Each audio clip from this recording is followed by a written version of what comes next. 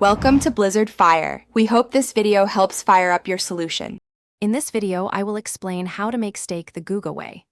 This method focuses on achieving an incredible crust and perfectly even doneness throughout your steak. We'll start by selecting a thick cut, ideally 1 1/2 inches or more, ensuring it's well suited for this high-heat technique. Then, we'll prepare it with a generous seasoning, setting the stage for an unforgettable meal. The core of the Guga method is the reverse sear. You'll begin by cooking your steak slowly in an oven set to 225 degrees Fahrenheit.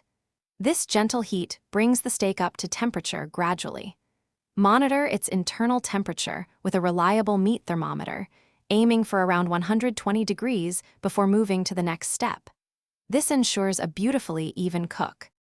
Hey everyone, if you're finding these steak tips helpful, please hit that like button and subscribe to the channel for more great content.